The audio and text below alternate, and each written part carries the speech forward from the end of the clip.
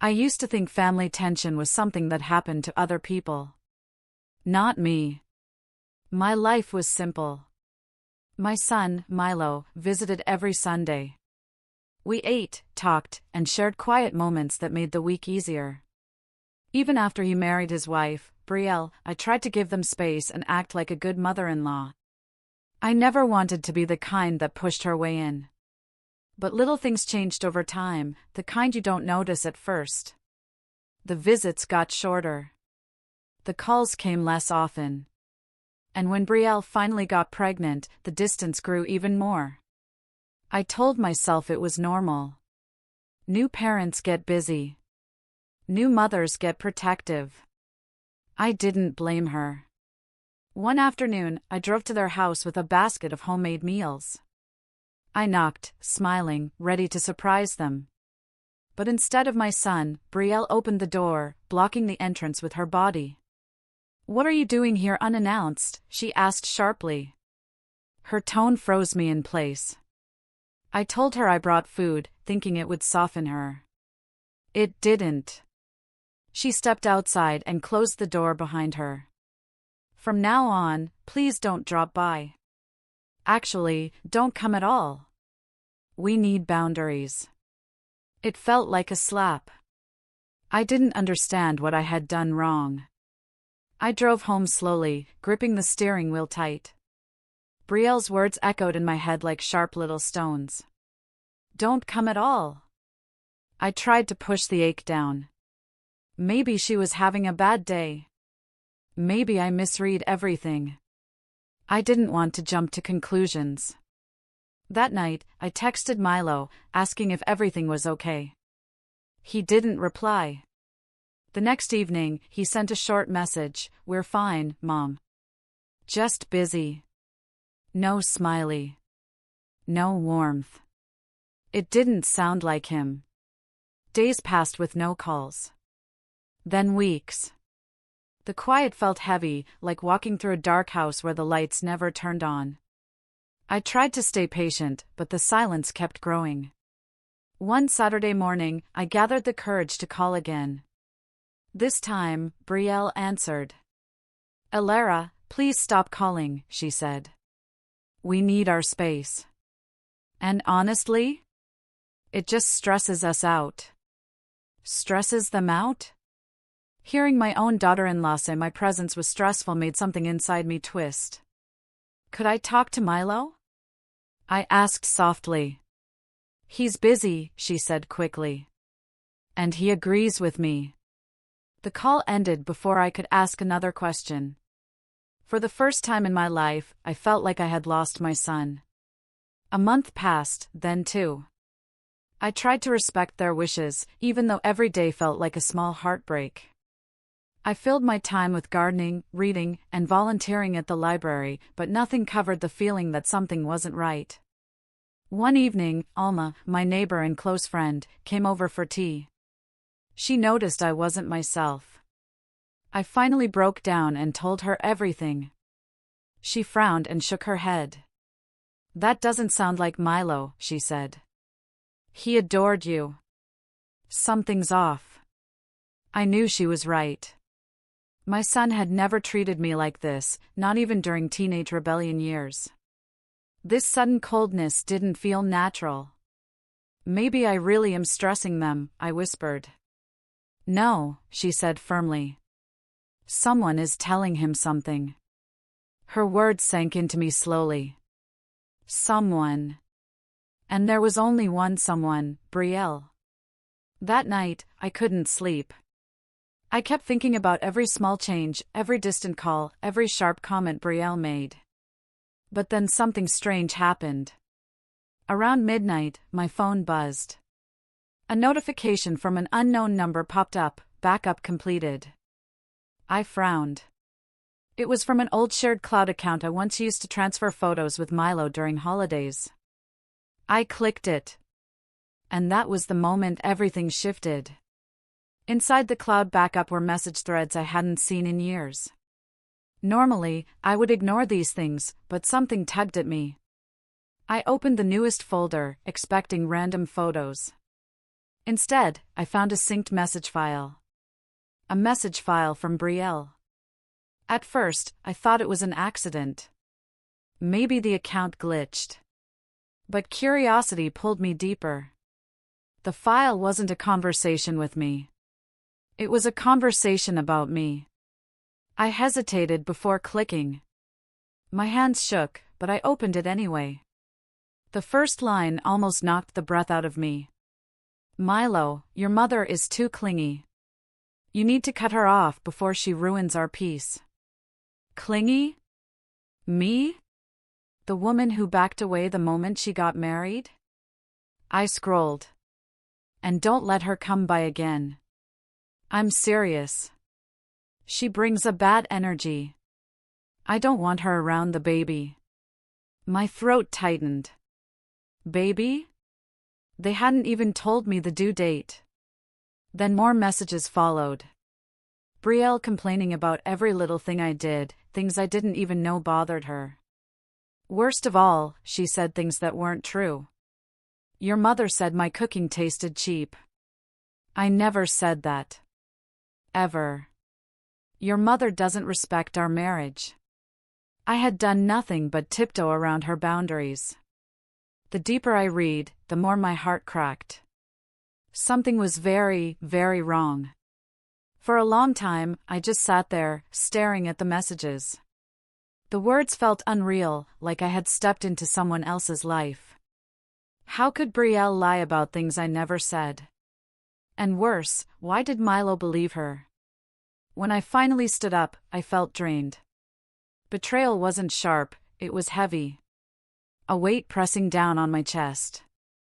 I knew I needed to think clearly, so I made tea and sat by the window, watching the quiet street outside. As I sipped slowly, anger began to warm the edges of my fear. I wasn't perfect, but I wasn't cruel. I didn't deserve this exile. I read the messages again, this time more carefully. That's when something caught my eye. A recent one, sent only a week ago. Don't worry, Milo. I told your mother she can't come over. She's too much drama. It's better if she stays out of our lives. Drama? Me? But then, just below it, another message. Delete this after reading. He didn't delete it. And because of that, I now had everything. I sat back, breathing slowly. This wasn't just a misunderstanding. This was manipulation. And for the first time in months, I knew I wasn't going to stay silent. The next day, I woke up with a plan forming in my mind, though it wasn't fully clear yet. My first instinct was to call Milo and demand an explanation. But I stopped myself.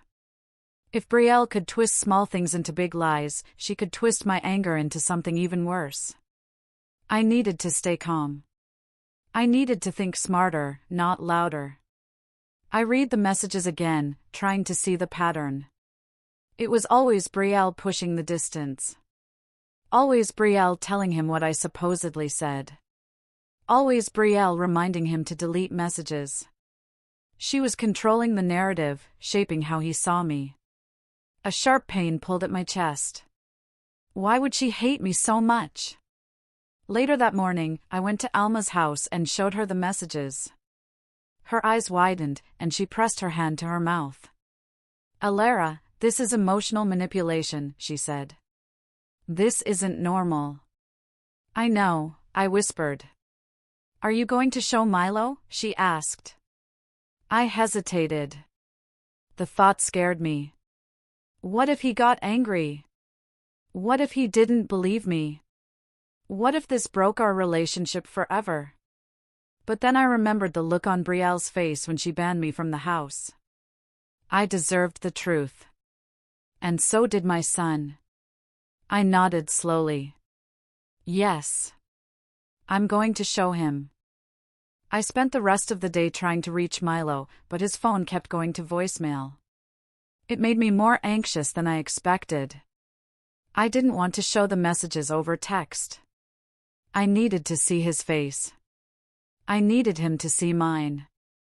That night, I couldn't sleep. When I finally drifted off near dawn, a thought jolted me awake. What if Brielle checks the shared account? If she noticed the backup, she could delete everything, change the story, or twist it into something against me. The fear pushed me into action. I printed out the messages, not all of them, only the ones where Brielle spread lies or gave instructions to keep me away. I placed them in a folder and slipped it into my purse. The paper felt heavier than it should, like the truth had a physical weight. Around noon, Milo finally texted, "Hey Mom, everything okay?" My chest tightened. I typed back carefully, "I need to talk to you. Alone. Today if possible." He replied, "Brielle and I are busy. Maybe next week?" Next week wasn't good enough. Not with what was at stake. I took a deep breath and wrote, "It's serious, Milo." There was a long pause. Then, "I can meet you at the cafe at 5. My hands shook with equal parts fear and relief. The truth was finally going to come out. I arrived at the cafe early and chose a corner table where we could talk without people overhearing. The smell of coffee and warm pastries should have felt comforting, but my nerves made it impossible to relax. I kept checking the folder in my purse, making sure the papers were still there. At exactly 5:02 p.m., Milo walked in. My heart ached when I saw him, my son, looking tired, worn, and heavier in spirit than he used to. He spotted me and gave a small wave, but there was distance in his eyes. Distance Brielle had put there. He sat down. "Mom, what's going on?" I studied him for a moment. "Before I say anything, I need you to listen without jumping to conclusions." He looked confused. "Okay." I took a slow breath. "I found something by accident. Something you were supposed to delete." He went still. I opened the folder and placed the first page between us. His eyes dropped to it. His eyebrows pulled together. "What is this?" he whispered. "Messages," I said softly. "Messages Brielle sent you. About me." He picked up the paper with trembling fingers. As he read, the color drained from his face. Shock first. Then confusion. Then something darker, anger or hurt, I couldn't tell. He looked up at me, voice unsteady. "Mom, she told me these things came from you." I reached for his hand. "I never said any of it, Milo." His hand tightened around mine. And for the first time in months, I saw my son again. Milo leaned back in his chair, pressing his hands over his face. I sat quietly, giving him space. People around us chatted, laughed, sipped drinks, but our little corner felt frozen in time. After a long moment, he lowered his hands. "I don't understand," he whispered. "Why would she lie about this?" "That's what I'm trying to understand too," I said gently. "But you need to know, I never tried to hurt you. Or your family." He nodded slowly, staring at the papers again. "She said you didn't respect our marriage. That you always talked down to her. That you judged her." His voice broke slightly. I swallowed hard. "Milo, I always tried to give her space. I never spoke badly to her or about her." He knew I was telling the truth. A son knows his mother. He took a shaky breath. "Mom, she didn't want you at the baby shower. She told me it would stress her out. I thought you were being dramatic when you cried about not being invited." I blinked. "She told me it was only for her friends." He stared at me, stunned. "She told me you refused to come." The lies were thicker than I realized. Milo rubbed his forehead. "This is a lot. I need to think." I squeezed his hand. "I'm here. No matter what." He nodded, eyes full of pain and confusion. And I knew the truth was only beginning to unravel. When Milo left the cafe, he hugged me tighter than he had in months. I held on to him, wishing I could shield him from what came next. His world wasn't just shaken, it was splitting open. That night, I waited anxiously, wondering what he would do. I imagined confrontation, arguments, shouting. I prayed he would stay calm. But deep down, I knew the truth. When someone's trust is built on lies, the moment the truth appears, everything collapses. Around 9 p.m., my phone buzzed. A message from Milo. "I'm home. We're talking." My stomach twisted. I tried to stay calm, but every minute felt like an hour. Then another message came. "She's denying everything." That didn't surprise me. 10 minutes passed. Then, "She says the screenshots are fake." Of course she would say that. Then, I told her they were from our shared backup. She turned pale. I sat up straighter. That meant she knew they were real. Another message popped up. "She's crying now. Saying I'm choosing you over her." My heart sank. She was flipping the story, turning herself into the victim. Finally, a longer message came. "Mom, there are more messages. Ones I've never seen. One she deleted from my phone." I froze. There was more? My pulse raced. Then he sent one last text. "We need to talk tomorrow. There's something you need to hear." I barely slept that night. Every time I closed my eyes, I saw Milo's face, confused, hurt, angry. Discovering one lie is painful. Discovering dozens is something else entirely. I kept replaying his last message, "There's something you need to hear." Morning couldn't come fast enough. At 9 a.m., Milo texted again, "Can I come over?" I told him yes immediately. When he arrived, he looked exhausted, like he hadn't slept either. His shoulders were tense, and his eyes were red. I opened the door, and he stepped inside silently. We sat on the couch, and for a moment he didn't speak. Then he reached into his pocket and pulled out his phone. "Mom, Brielle wasn't just lying about you." A chill crept up my spine. "What do you mean?" He opened a folder and handed me the phone. She deleted messages from my mom thread, but she also deleted messages from my friends, my sister, even my boss. I frowned. "Why?" "To isolate me," he said softly. She told people I didn't want contact. Told them I needed space from everyone. Meanwhile, she told me they were tired of me. My heart broke for him. This wasn't just about me. She was cutting him off from everyone he cared about. He took a shaky breath. "There's more," he whispered. And I felt fear coil in my stomach. Milo locked his fingers together, looking down at his hands. "Last night, after you left." I checked the cloud again.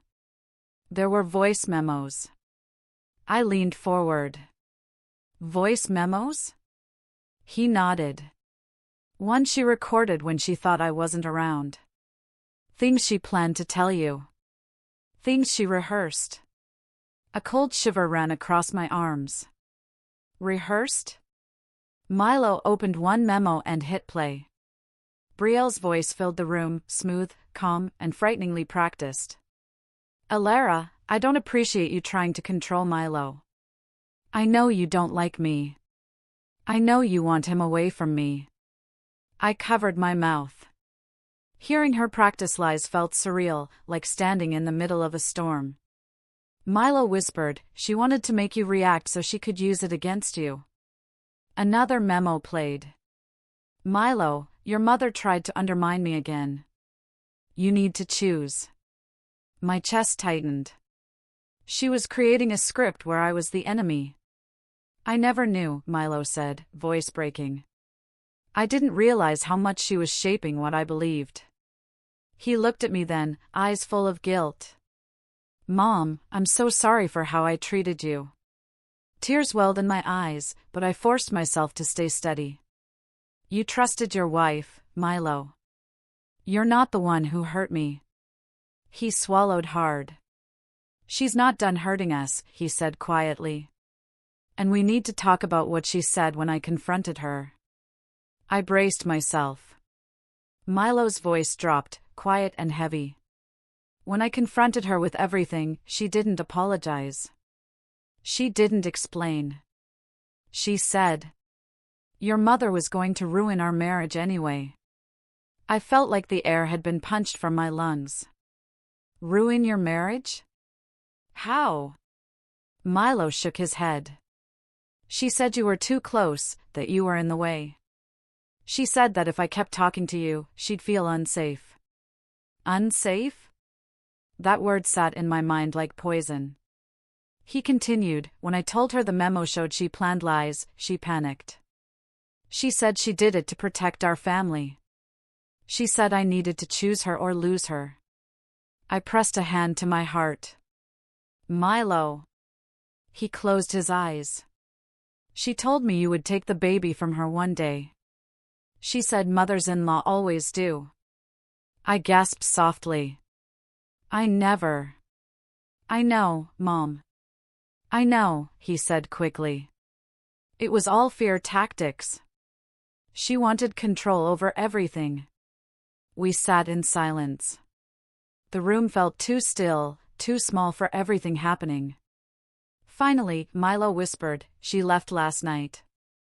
Took a bag and went to her sister's. She said she needed space. Do you think she'll come back?" I asked softly. He didn't answer at first. Then, "I don't know. And I don't know if I want her to." The pain in his voice cut deeper than any lie Brielle ever told. Milo stayed with me for the rest of the morning. He seemed lost, like someone standing in the ruins of a life he thought was stable. I made him breakfast, though neither of us ate much. He kept staring at the printed messages, shaking his head like he still couldn't believe the truth. Around noon, he finally spoke. "Mom, she pushed you away to control me. But why now? Why so extreme?" I thought about it, replaying every moment with Brielle. The cold smiles. The quiet tension. The way she always watched me, as if waiting for proof of something. Then it clicked. "The baby," I whispered. Milo looked up sharply. She wanted the baby to be hers. Completely hers. She didn't want to share you. She didn't want the baby to love anyone more than her. The realization hit him hard. His voice cracked. "She told me if you came around too much, the baby might get confused about who the real mother figure was." My stomach twisted. Mothers and grandmothers aren't the same thing. Why would she even think that? "Because she sees everyone as competition," he said quietly. I touched his arm gently. "Milo, she isolated you to make you dependent on her. That's not love. That's control." He nodded slowly. Then he looked at me with a seriousness I hadn't seen in him before. "Mom, I think I need to know everything. Every detail. Every message she sent." For the first time, he was ready to face the full truth. We spent the afternoon going through the screenshots together. It was painful, but Milo insisted.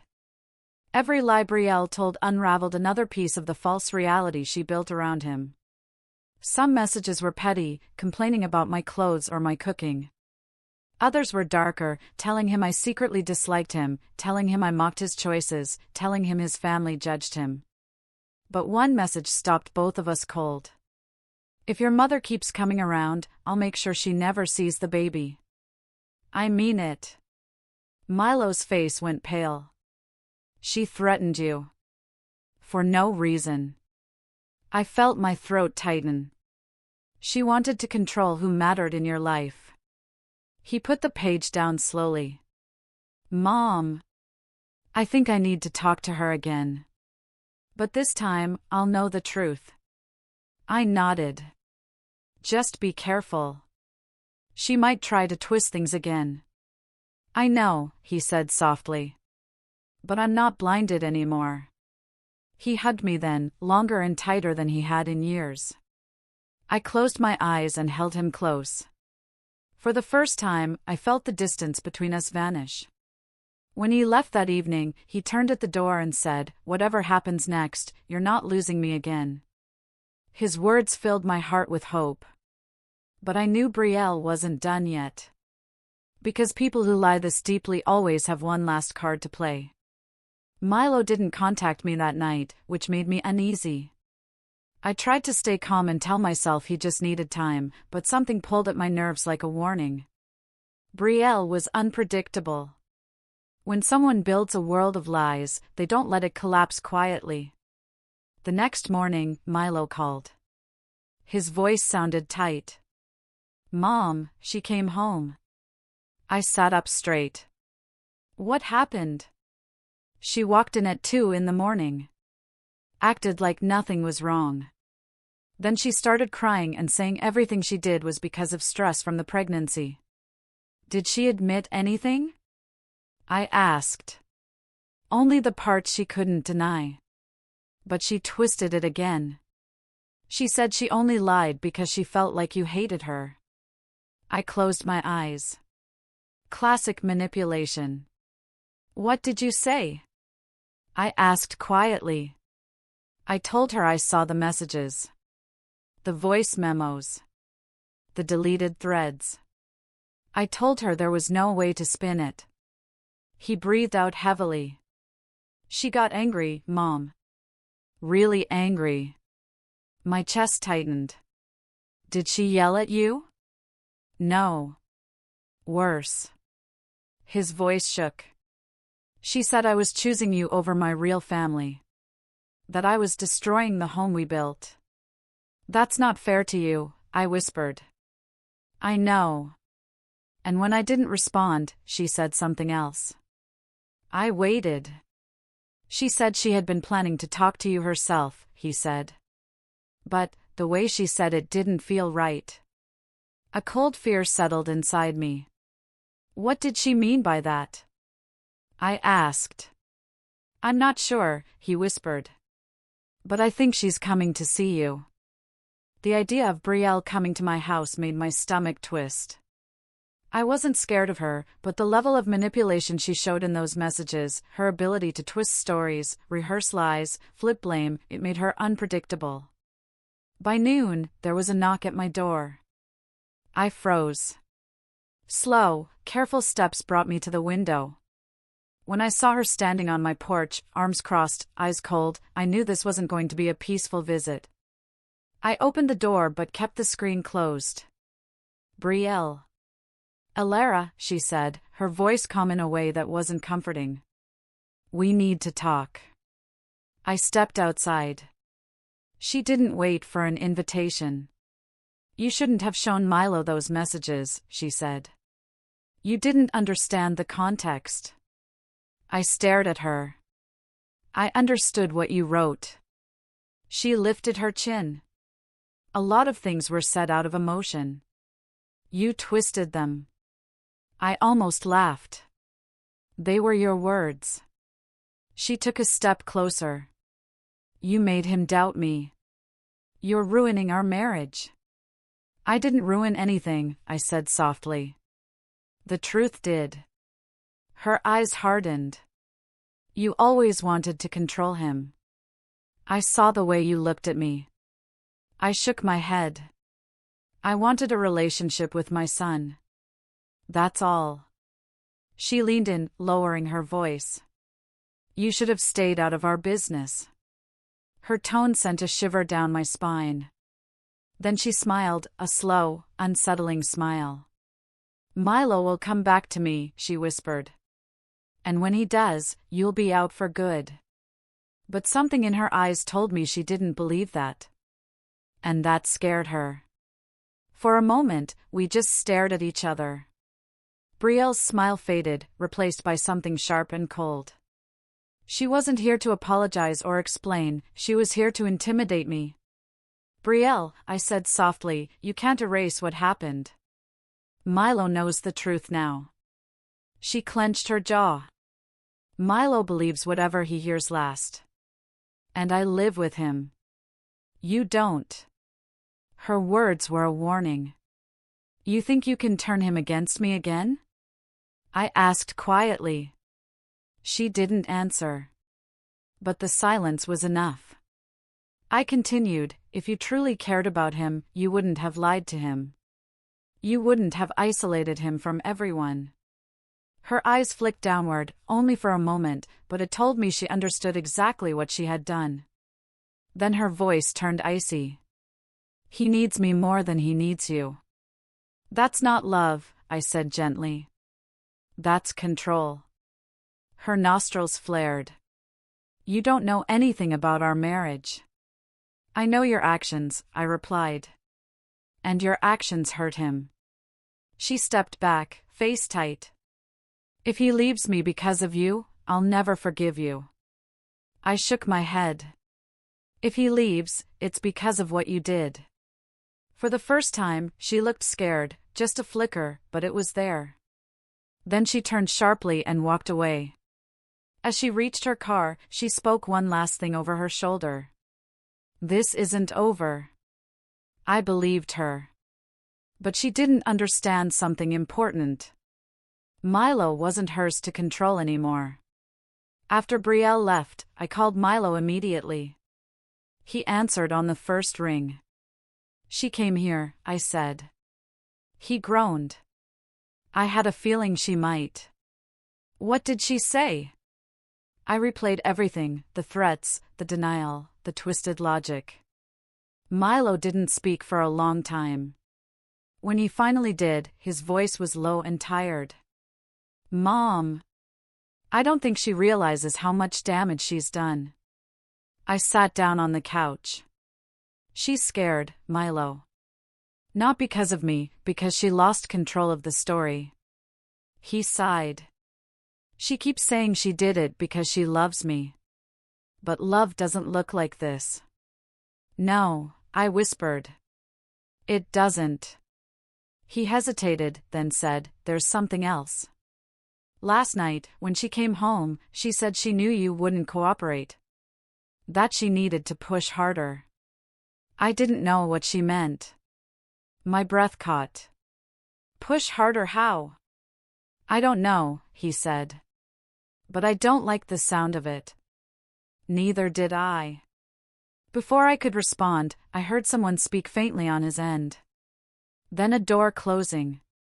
Milo cleared his throat. Mom. I think she heard us talking earlier. She's been acting strange all morning. My chest tightened. Do you feel safe? He hesitated too long. Just stay close to your phone, okay? He said. Always, I whispered. Something was shifting again. And not in a good way. That evening, the tension in the air felt heavy enough to touch. I kept my phone close, checking it every few minutes. Milo hadn't messaged again since earlier, and the silence clawed at my nerves. Around 7 p.m., he finally called. His voice sounded drained. Mom, she admitted something. I held my breath. What did she say? She told me she started lying months ago. That every small frustration she had, she wrote about it to make herself feel better. Then the messages got more dramatic. And then she got scared I wouldn't choose her, so she kept pushing. I closed my eyes. That's not just stress. That's manipulation. She said she felt threatened by how close we were. She said she wanted a family where she was the center, not the outsider. My heart hurt. Family isn't a competition. I told her that, he said quietly. But she doesn't see it that way. Then his voice shifted, gentle but heartbreaking. Mom. I don't think we can fix this. Not without help. Not without honesty. I swallowed hard. What did she say to that? There was a pause. She said she'd rather walk away than let you be part of our lives. A cold sadness washed over me. But then Milo added softly. And I told her that wasn't her choice to make. I felt tears sting my eyes. For the first time in a long time, my son was choosing truth. And I knew the final confrontation was coming soon. The next morning, I woke with a heavy heart. Milo hadn't texted again, and I wondered what his night had been like. When your whole world cracks open, even breathing feels different. I remembered how quiet he sounded on the phone, how tired. He was fighting battles inside his own home, battles he never asked for. At 10 a.m., he finally called. "Mom, we need to meet again," he said. His voice was steady, but I could hear the weight underneath. "I need to tell you what happened after we talked." I agreed immediately. We met at a small park halfway between our houses. He looked worn down, dark circles under his eyes, shoulders slumped. But there was something new too, determination.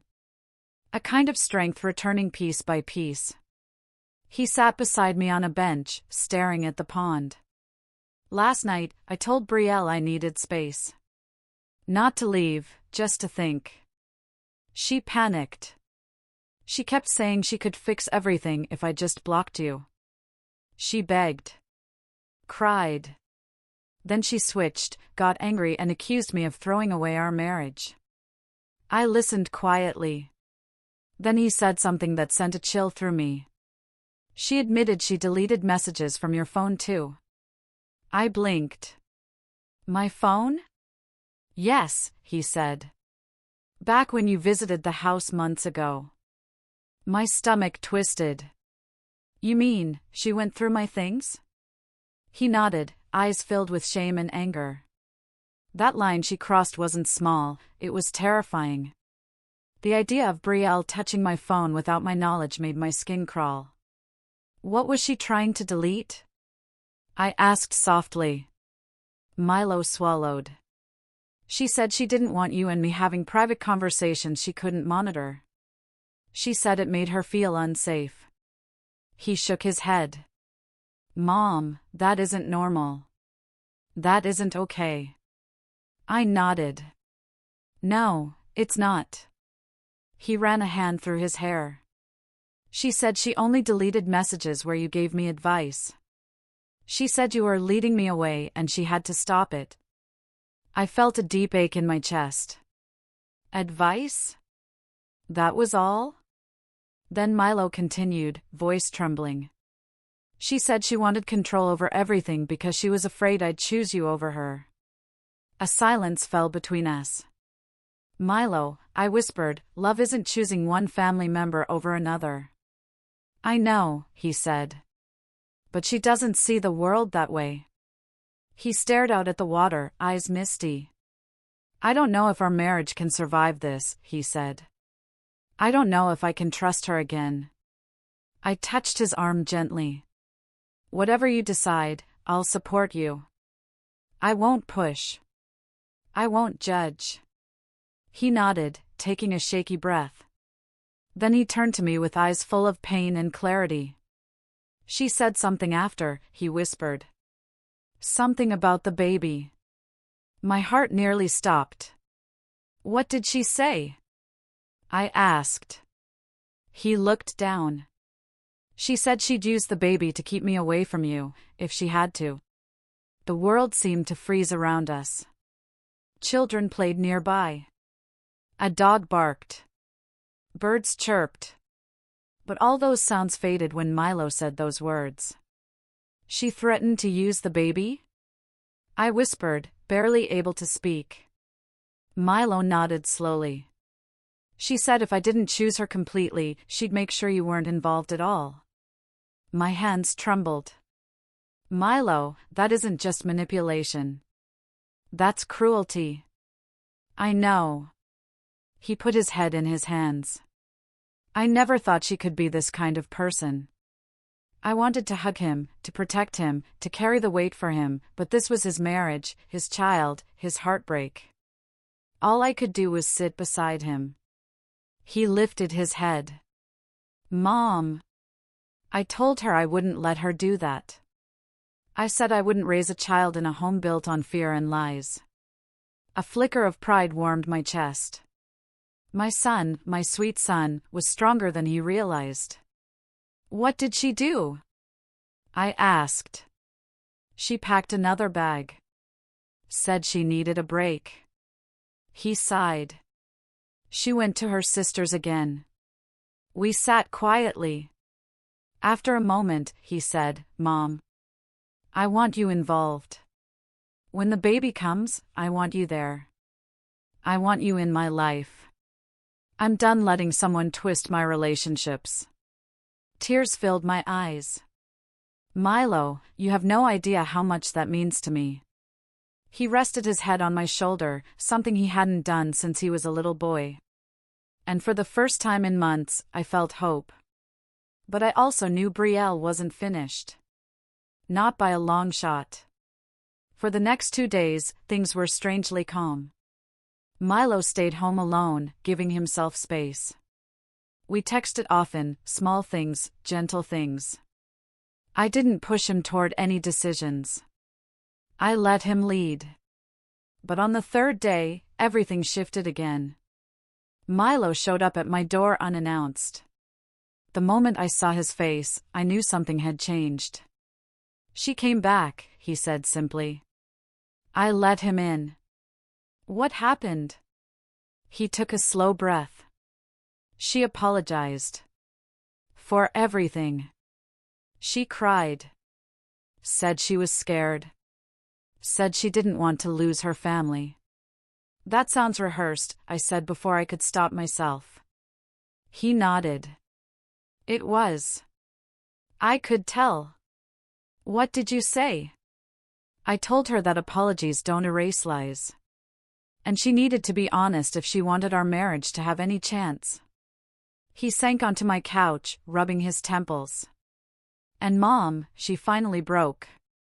She admitted she felt threatened by everything, my career, my friends, my family, even you. She said she lied to keep control because she thought control was the only way to feel loved. My heart softened, not for her decisions, but for the brokenness underneath them. That's not an excuse, I said quietly. No, he replied. But it's the truth. He looked up at me. I told her we need counseling. Real counseling. And she agreed. That surprised me, but then Milo added. She only agreed because she knew I'd leave if she didn't. He exhaled slowly. Mom. I don't know where this will end. But I'm not losing you again. No matter what she wants. His voice was firm. Unshakable. And I realized something. This wasn't just the end of Brielle's lies. It was the start of Milo finding himself again. 3 weeks passed before the storm truly settled. Milo and Brielle began counseling. It wasn't easy, he told me there were arguments, tears, hard truths. But he stayed steady. Strong. Clear. He wasn't manipulated anymore. One afternoon, he invited me to their home. Carefully. Gently. He said it was time. I walked in expecting tension, but the house was oddly quiet. Brielle sat at the table, hands folded. She looked smaller than I remembered, like her lies had been stripped away, leaving only the truth. Elara, she said, voice soft. I want to apologize. For everything. I studied her carefully. Her eyes were different, not calculating, but tired. Honest in a broken way. I hurt you, she continued. And I hurt Milo. I was wrong. I let fear control me. I'm trying to fix it. I nodded. I accept your apology. But trust takes time. I know, she whispered. Milo stood beside me, strong and steady. He put an arm around my shoulder and said, Mom isn't going anywhere. She's part of this family. This time, Brielle didn't argue. Weeks later, when the baby arrived, a beautiful little girl, I held her in my arms while Milo cried softly beside me. He whispered, "Mom, I'm glad you're here. I almost lost this. I almost lost you." I kissed his forehead. "You'll never lose me," I whispered. "Not again." The lies that once stood between us were gone now, burned away by truth, courage, and love. And as I rocked my granddaughter gently, I knew one thing. I hadn't just gotten my son back. I had saved him.